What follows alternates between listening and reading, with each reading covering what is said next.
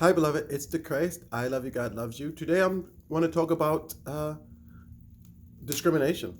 And the Christ, the God doesn't discriminate against anyone. A lot of people think that God loves believers maybe more than non-believers, but that's not true. God loves everyone equally.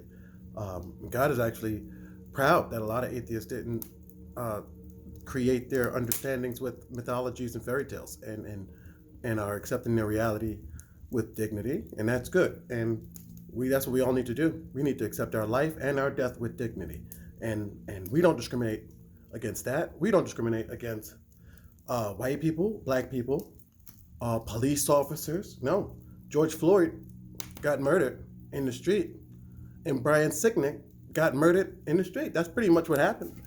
George Floyd and Brian Sicknick, they both got murdered by the enemy. And George Floyd is a black man killed by a police officer, and Brian Sicknick is a police officer. They're not enemies. They were both killed by the enemy. It's just people are looking at it wrong. They don't know who the good guys are, who the bad guys are, and people are getting killed on both sides, and they're blaming the other side. You blaming police for killing people, but Brian Sicknick was the victim, and he was. And some police are bad. Some police are bad, but that don't make every police bad.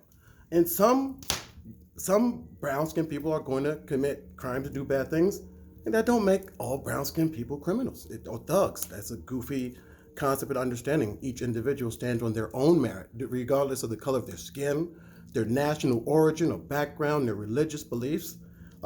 Even though people's religious beliefs, they do say a lot about their inner character. It shows. When someone says what they believe, if you understand the belief, it shows their inner character. And everybody's not going to know it, but as long as you're doing your best to do a good job, God is happy with you. As long as you're doing your best to do what's right and trying to improve your situation and make things easier for yourself and others, and help people, and being appreciative of your life and your blessings. God, that's what we want to see. We want to see more positivity and happiness. And if you're getting a sense of happiness or fulfillment from your religion, God understands.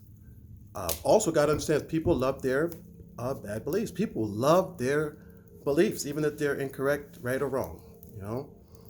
Especially a lot of people have the understanding that I have the true and right belief, and everybody else has the wrong belief. But everybody wakes up and thinks they have the true and right belief, and everybody else has the wrong belief. That's just perception. That's just perception. It's not about that. The person who's being the kindest or doing the most generosity and helping people and being a good person, they have they're closer to God, or they have the best religion, so to speak. They have a better way of life than someone who goes to church 4 or 5 times a week and reads their Bible all the time. It's better to get out there and help the community in a lot of ways, and learn about God the right way. And we're here to teach people about God the right way. But it's not the Council of Nicaea, no underground backyard way to figure out how we're gonna get the most contributions and donations. We're not trying to get no contributions or donations. We're not trying to do that. We're trying to fix the understandings that dead people don't come back riding on clouds. And we shouldn't be playing that game no more. It's 2021. That game is getting old. And to raise our children with that bad understanding that somebody's going to come riding on the cloud to fix the planet and them, that's hurtful. That is hurtful to them. You are leaving them with an empty bag full of promises. And Jehovah promises don't spend in God's kingdom. They just don't. We don't use those. We use decentralized currency.